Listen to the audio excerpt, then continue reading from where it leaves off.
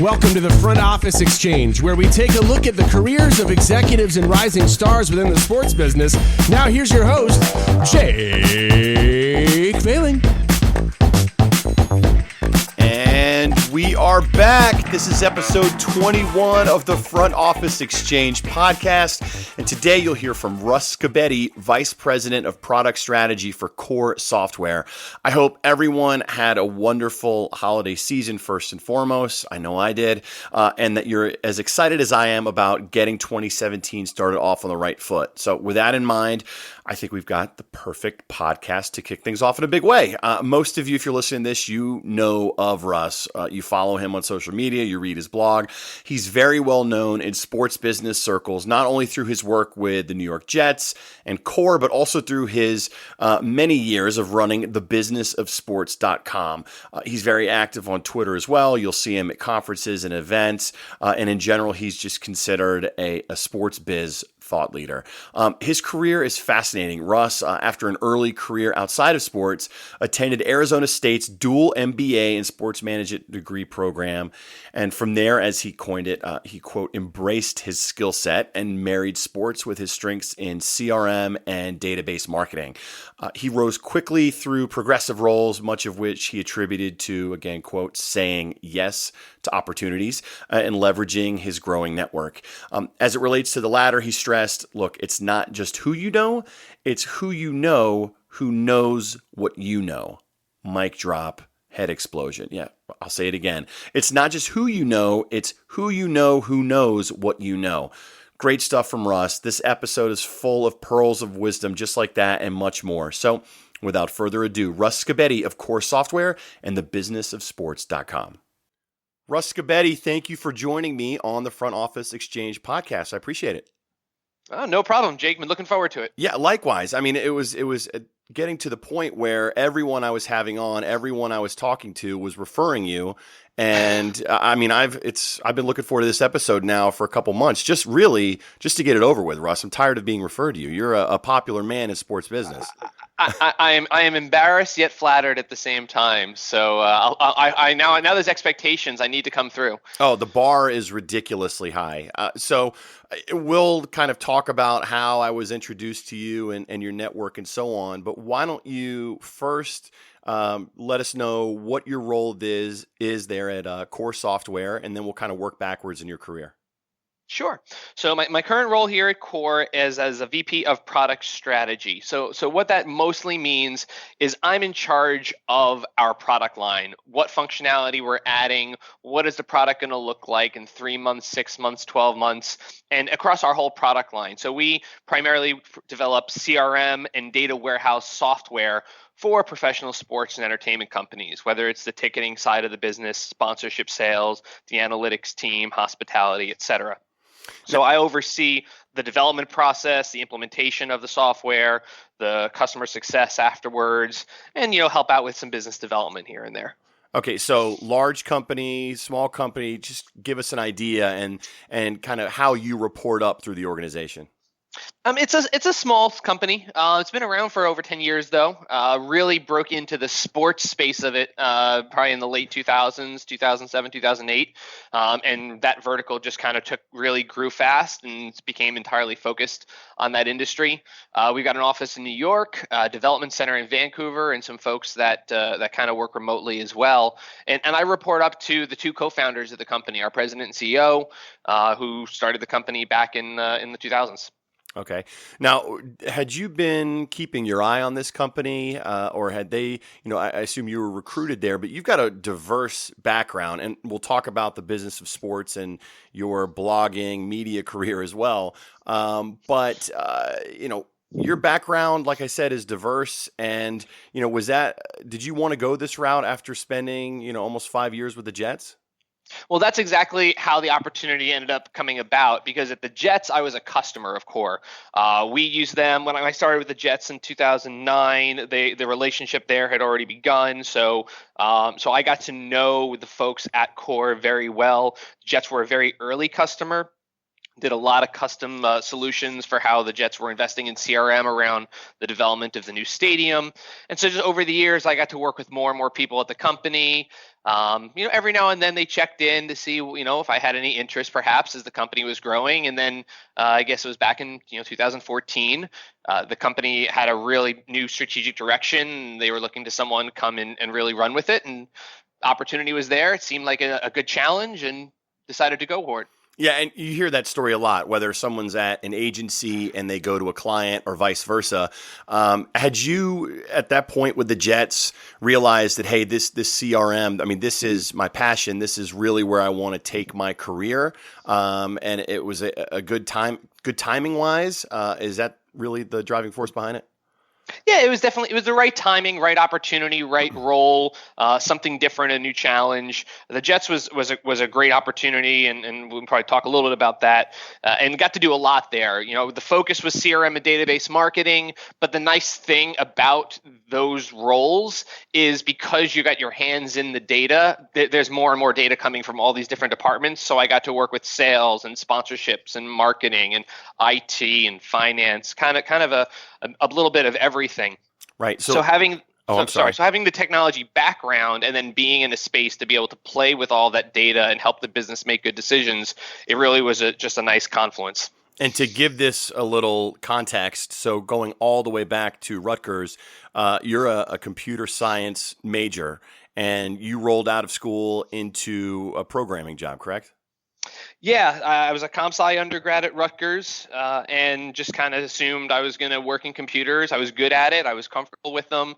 Did a little bit of programming, did some system administration work, a little bit of everything. And the problem was, unfortunately, I really didn't enjoy it. I really didn't have a passion for what I was doing, even though I was good at it. And what I failed to do in undergrad and very early on in my career was think about my career. I just thought about what my job is and doing my job. And so that's where, about 3 or 4 years after I got out of school, I kind of decided it was time to do a reboot. And that's when I decided to go back to grad school and kind of change directions. Now, when you say it wasn't your passion, in terms of the day-to-day or the industry or both? A little bit of both. The industry, I mean, my first job was at a programmer at a co-location hosting services company. So a little bit of websites, a little bit of other, we had several different clients, but really just kind of in the technology piece of it, not a lot of direct connection to any specific industry. I worked for the state government for a little while. Again, very much just about the execution of the technology and managing the technology. And there's nothing wrong with that. I mean, it was important. And like I said, I did a good job with it, but there's no extra kick, why am I doing this? What's the passion behind it? What's the motivation behind it?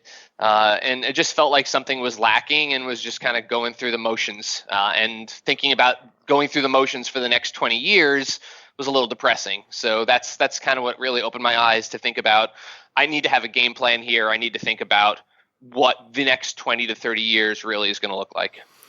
And you did that, it looks like, as a 25, 26-year-old, which is pretty impressive. Was sports always a passion, running kind of in the background of all this? Yeah, it was always something I loved. I mean, I was a terrible athlete. It didn't stop me from attempting to play sports. Right. I was that kid who had the minimum 2 innings and 1 at bat in Little League, just so the coach could say he played everyone. Okay. So didn't really, new athlete, that avenue was not really an option for me. But I was in the marching band all throughout high school and college. I was always around athletics at Rutgers. I always loved the idea of working in sports, kind of like most people do. You think, maybe I could be a GM one day, or maybe I could be a coach, or maybe I could do something. But it was a little bit of a pipe dream. So when I kind of had that crossroads in my mid-20s, realizing that I wasn't in an industry I liked, sports did pop back to mind. Like, what is this really a viable path rather than a pipe dream? And so that's when I did a little bit more research. Was looking at schools, looking at programs, trying to figure out what career paths might look like, and learned all about what really the business side of the industry is like, rather than the on the field, player team ops side of the business. And that what really caught my attention and kind of led me down that path. So naturally, you went all the way across the country. So why Arizona State? What drew you to that program? Was it, it looks like it's a little bit of a unique program with the MBA where you get the marketing and the sports business. You hit the nail on the head. Right. Because I was taking a big risk. I had no sports background prior to going to grad school. I wanted to pick a program that first and foremost had a really strong MBA, because I loved the idea that the business degree was going to open up new career paths. Right. I actually took a couple of part-time business classes at Rutgers, almost as a feeler to try to figure out, am I going to enjoy this? And I fell in love with it. It was a marketing class and an econ class, and I knew right away that this was the right avenue. And so Arizona State at the time had they still have a very strong MBA, and they had this up-and-coming sports business program. Kind of seemed like the best of both worlds. If the sports business piece didn't work out, they had finance and marketing and all these other options that were part of the program. And hopefully the sports piece did work out. And so it was kind of the right combination for me. And it was also, hey, you never getting away from New Jersey for a couple of years in the warm. I was going to say, you're skipping over the fact that it's in Arizona and the weather is far better. So, worst case, there's your baseline. Exactly. No, it was a right program, right combination of curriculum. Location was great too, in terms of the opportunities it would present on the sports side, with the university and the teams and the market. It just seemed like the right fit. And I know around that time is when, the big analytics push, and you started hearing more of that term. And so I got to imagine, in that marketing coordinator role while you were enrolled there, were you kind of discovering, wow, everything I learned prior to this, I can use it to be a star here? Yeah, I wish I could say I had some master vision before I even got into the program, but Right. kind of ended up being the right place, right time with what was going on in the industry. Definitely in that 2006 to 2008 period. Right. You had people starting to get more into database marketing, looking at CRM systems, thinking about digital marketing differently. So it was a little bit of a groundswell going on. And I was particularly fortunate because Arizona State ran that athletic department really more like a pro team. They invested in technology. They were very data oriented. One of my first mentors and managers there, a gentleman named Steve Hank, who was the assistant or associate AD at the time. I worked with him on a lot of things. I also worked with Becky Park, our director of marketing, on a lot of things. And I think there was opportunities there that a lot of college programs wouldn't necessarily have had, jumping into regression analysis and segmentation and email marketing. So I kind of got a little bit of that professional taste of things while at a university. I was promised there would be no math, Russ. All right. So no, but you bring up a good point. So let's stay here for a second, then we'll continue through your career. But, there's a lot of students out there. I think a mutual friend we have, Joe Favorito, posted something that there's far more now sports graduate programs than there are to become a doctor, which is scary to think. But, choosing a school, you hear the ones in Ohio and other places, but one at Arizona State where, to your point, it has the MBA, but it's also in a city, in an area that knows big sports and those opportunities exist. So I'm sure you get the question all the time, Russ, should I go back to school? What do you think? What's your advice? I'm curious what that is. So it's very situational dependent. I think for some people it's absolutely the right move, and for some people maybe not. You kind of have to go into that type of situation or make the decision to go back to grad school with a plan in mind. Whether you've been working in the industry and you're kind of hit a ceiling and you're looking for something to differentiate you, or open up a door in a slightly different direction that would be hard to open otherwise. It can definitely be used in the right way, and the right program selection is very, very important, whether it's undergraduate or graduate. I would lean a little away from over focusing on sport as an undergraduate option, or at least making sure it's paired with another major or something that's got a lot more cross-industry appeal for skill development purposes, like in economics or marketing or finance. But the programs themselves, there's a lot of great ones out there. There's some that, to Joe's point, they keep just popping up. And so you maybe have to wonder, is this something that's actually going to benefit my career? And the important thing is to do your research and do your preparation, whether it's looking at, who's teaching at the university, what's the course curriculum like, is it an accredited university? So one of the things that I actually did for a little while, because I refused to ever stay bored. I was on the board of commissioners of a group called COSMA, the Commission on Sport Management Accreditation. And so that's kind of a newer accrediting body, and one that's more and more important now because of how many programs there are. So, having an accredited program can give students and parents and everyone a sense of trust that this program has been vetted out. And look at the alumni base, look at the experiential learning. Are they requiring fellowships? What's their job placement like? If you do your research, you'll find the programs that are the right fit.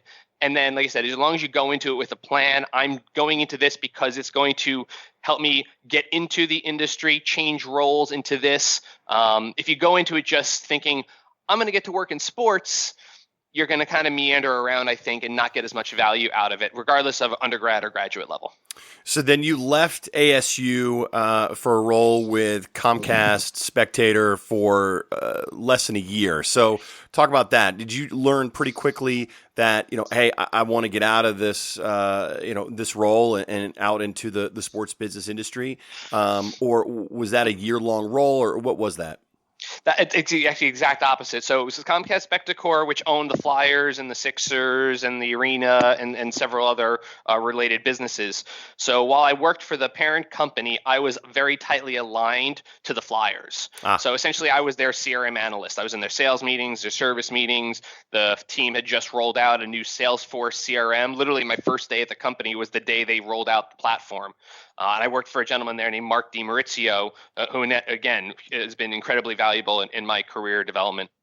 So, yeah, I joined on there as a CRM analyst.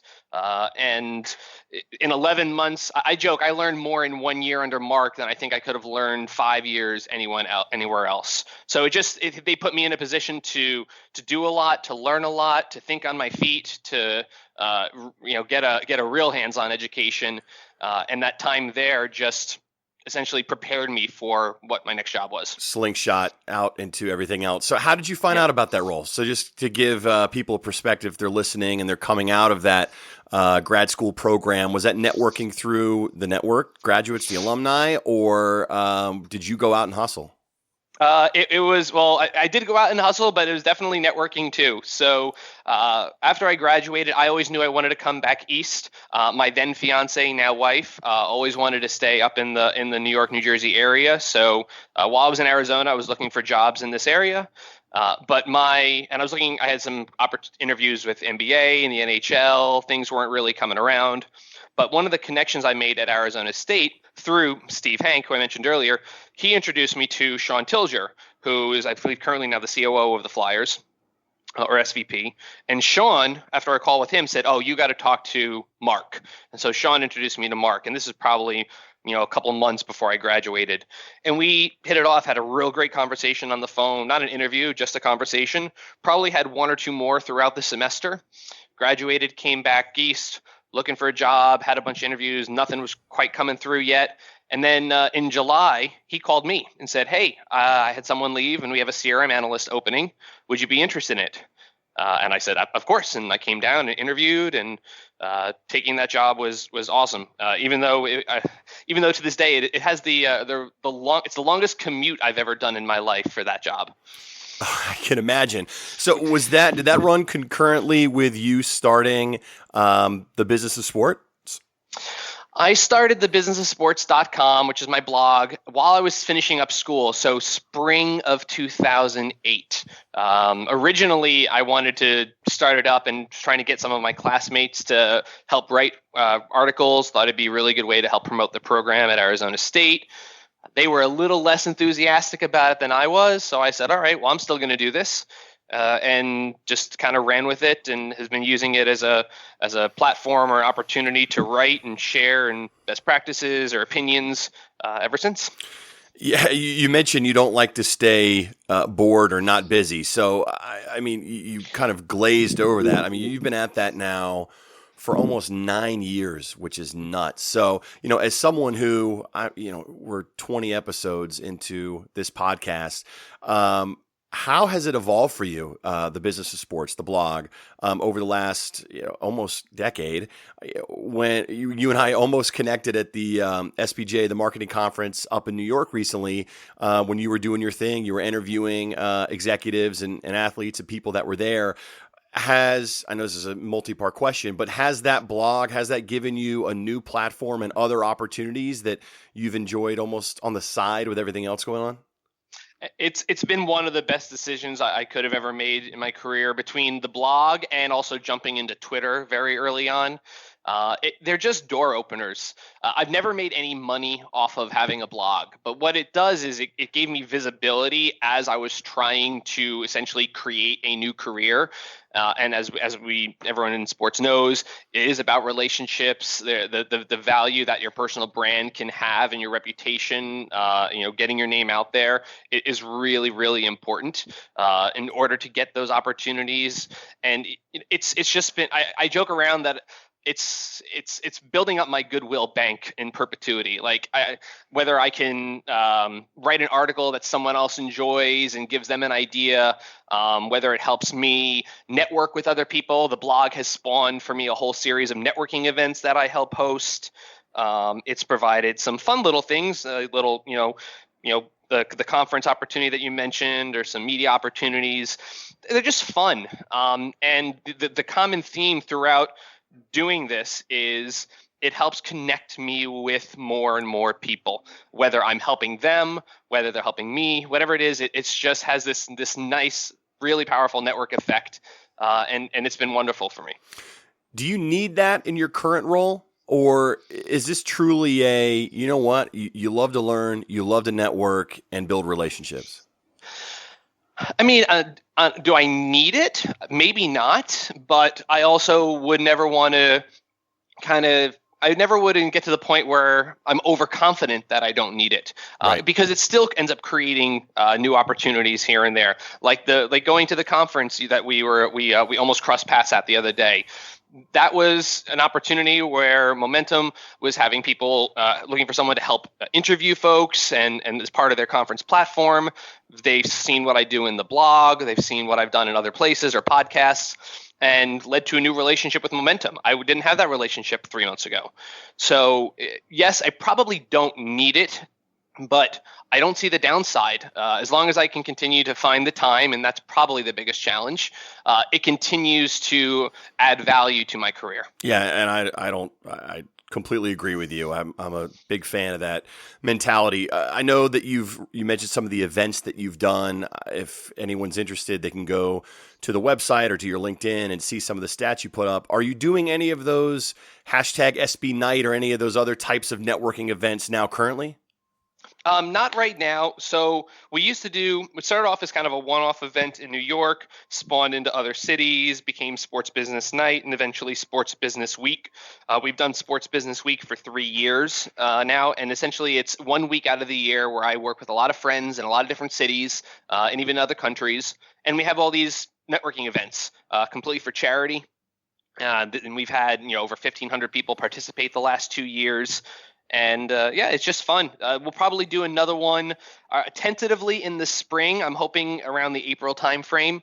And then we'll try to get as many cities involved again as we can. Last time around, we actually hit 50 cities. Great. So you have this amazing year at Comcast. You learn a ton. And then were the Jets just kind of looking up the turnpike there, or looking down the turnpike, I should say, and noticed you? Were you recruited away? And it was another relationship. So kind of reiterating the same story of how important that is. So the person who became my boss at the Jets had come from the Raiders, named Rob Sullivan, great guy.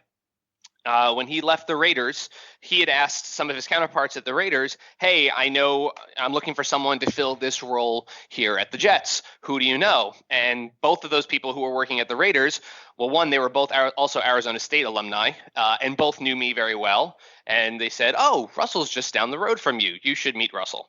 And so they set up the introduction. Met him actually at a conference we happened to both be at. He had me come in and present to himself and some of the leadership at the Jets. And it was one of those things that just came together really fast, and the opportunity was there. But the introduction was from a mutual relationship. And based on who you're with now, you said that they were one of the early adopters of Core, or one of the first to work with them. Did you feel that over the 5 years? Were they really bought into the services that you were bringing them and what you were bringing to the table? Well, the Jets were really the Jets really took advantage of looking at the new stadium as a way to invest in lots of different technology. It really changed the business. That was CRM, that was data, technology, infrastructure, you name it. So the Jets fundamentally bought in, and so the CRM platform there really supported the entire organization: ticket sales, groups, hospitality, sponsorships, like I said, tied into finance, tied into IT and marketing. And so the nice thing is also, because I was there and we were with Core, I just developed a relationship with them as well. So I wanted to keep pushing the envelope a little bit. How can we tie in this other department? How can we add this functionality? So I was constantly having a back and forth with the folks at Core and developing the product, pushing the product forward. We built up a pretty good reputation at the Jets for what we were doing in the CRM space. Right. So that led to opportunities where other teams maybe would want to come visit, or speaking at conferences like Seat, whatever it might be. And so just over the course of that 5 years, we did a lot of really cool things together. And then eventually led to this role here. Yeah. So with the Jets, there always seems to be something, and that era that you were there, 2009 to 2014, you certainly saw, whether it was Sanchez or Tebow or Ryan or all the things that were going on. And I know you weren't on the field with them, but being so closely tied to ticket pricing, renewal strategies, things like that. What was that like over those 5 years? Was it challenging? Did it make your job more challenging? It was fun. I mean, it was. We definitely had a lot of ups and downs. I came in at a great time. 2009, 2010 were the back-to-back AFC Championship seasons. Great time to be launching a new stadium. That team definitely had a downturn a little later. So it makes you think about communication strategy, about pricing strategy. Jets fans do not hold back their opinions whatsoever. And so, from my perspective, helping the sales staff, helping the service staff, I just want to capture as much data as I can. How can we capture fan sentiment? How can we capture what things are impacting likelihood to purchase? What can we roll into retention models and forecasting? So there was no shortage of data coming in from the fans. And definitely a variety of situations, which is good. I mean, in terms of career development, in terms of being able to, handle the ups and the downs, if you're in a situation where your team always wins every year, years and years in a row, and that's wonderful. I'd be really happy for you. But you're also not learning from the challenges that come with a down season, or how do you overcome fan objections, and what's the right pricing or incentives or ways to kind of ride out the tide, if you will. So the ups and downs were there, and definitely got to learn a lot from them. So looking back at your career, all the different changes, the change that you made and where you are now, you've been with a team, you're now with a vendor, you were on the board of commissioners, as you mentioned. Was this, I know you said, I wish I had that much foresight earlier in the conversation, but it almost seems strategic that you've built this well-rounded sports business career, and that's helped you with the blog as well. I mean, do you feel like that you've gained kind of all facets of the sports business industry over your career so far? I like to think so, and like I mentioned earlier, I think being in the technology, the CRM, the data side, it is a natural place that exposes you to every piece of the business. So I'm not just looking at ticket pricing. I have to help our sponsorship team make sure, are they tracking rate cards and asset value and deal profitability? Or how does the finance team need to see information about renewal invoices? Or how do I help support the box office? So the role itself, just on the team sides that I've had and with Core, just lends itself to seeing a lot of the business. So from that perspective, absolutely.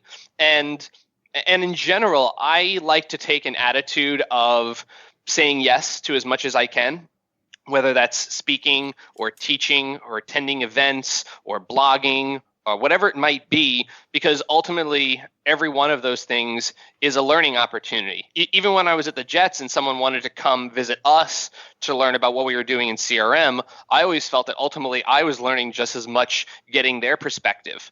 Same thing here with Core. Core, I went from, with the Jets, I was working for one team. With Core, we've got 70, 80 different teams that we're working with on various things. So again, the NFL has a different take on things than an NBA club or an NHL club.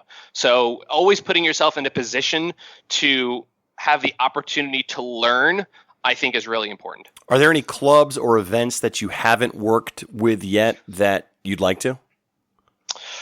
Ooh, that's a great question. I mean, there's definitely events I want to attend that I haven't gone to yet, but not. I mean, we work with clubs in all 5 leagues. We work with minor league teams. We work with colleges. I think maybe there's some opportunities on the media side of the business that are really interesting, and how the technology and media the landscape is changing. But not really. I've really gotten a chance to be exposed to a lot. Well, that leads to my next question as well. The more of these emceeing and keynote and speaking opportunities that you've had, do you have kind of a favorite maybe conference or a favorite type of event where you've made a media type of appearance that you really like? The media appearance stuff, like I've done a couple little TV spots for like local news or some little things like that, or some newspaper quotes. That's just kind of fun. I think it's my family or friends get a kick out of that stuff. The conference wise though, the 2 conferences to me that are kind of my favorite, I mean they're important for Core, but they're also my favorite just because of my passion and what I do, is the MIT Sloan Sports Analytics Conference and the SEAT Technology Conference. Those are the 2 that, as best I can, I will always attend every year. I've had opportunities to speak at them or be on a panel or do presentations, which is always nice.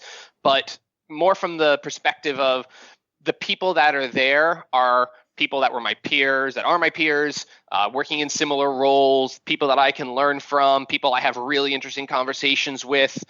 Sometimes you can get really into the weeds and get into the nitty-gritty of the data and the technology, but also still have really nice strategic conversations of how this fits into an overall strategy for the organization, staffing, budgeting, investments, you name it. So those are the 2 conferences that are kind of my anchors.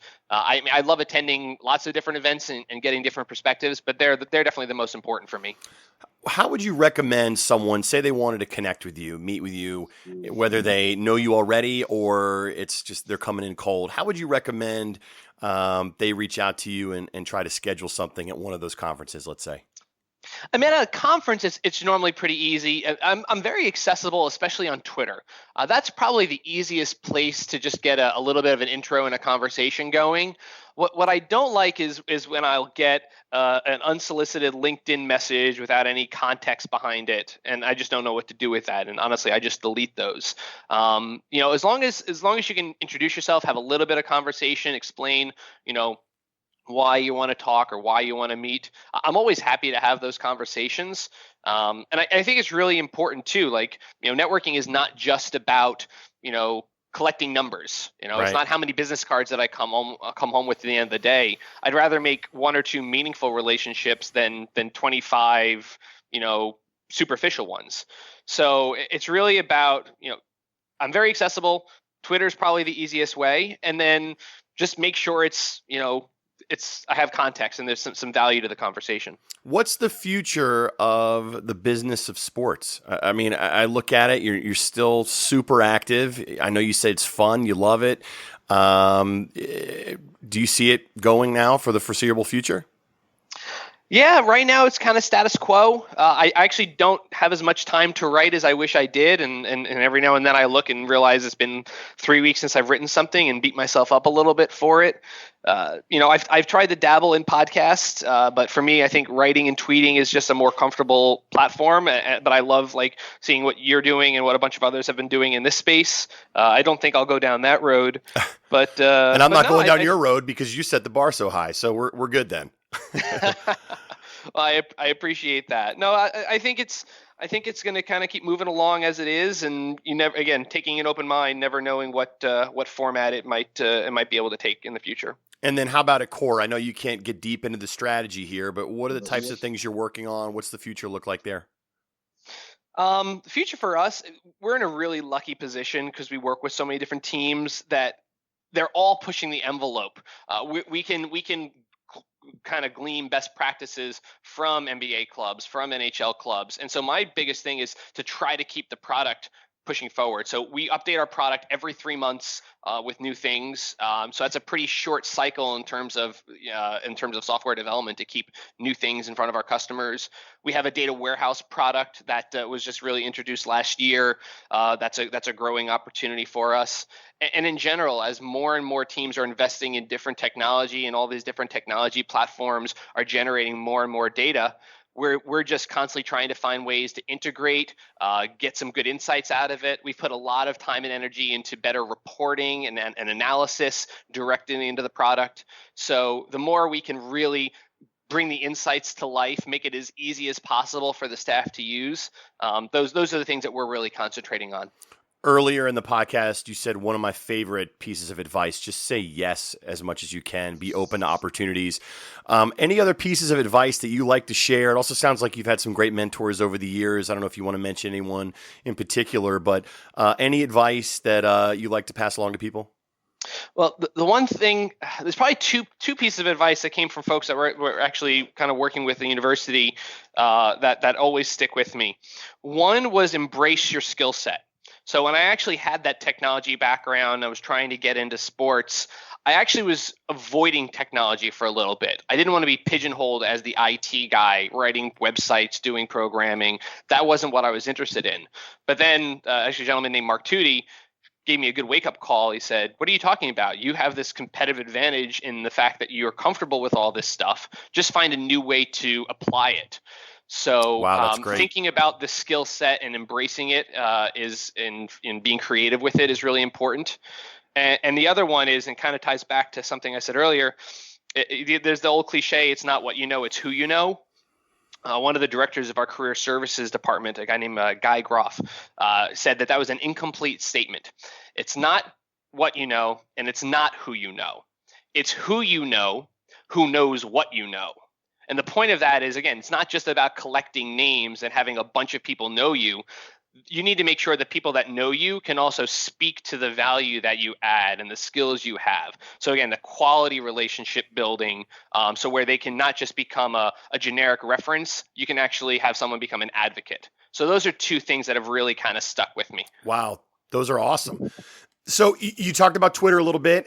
Where can people find you? You didn't mention your handle, LinkedIn. I think hopefully everyone gets the message. Make sure it's not a cold LinkedIn. But just in general, where do you hang out and what are those handles? Main one, easiest one to find me is Russ Scibetti on Twitter. I'm very active there, especially around the sports biz hashtag. You can find me on LinkedIn. And thebusinessofsports.com. Awesome.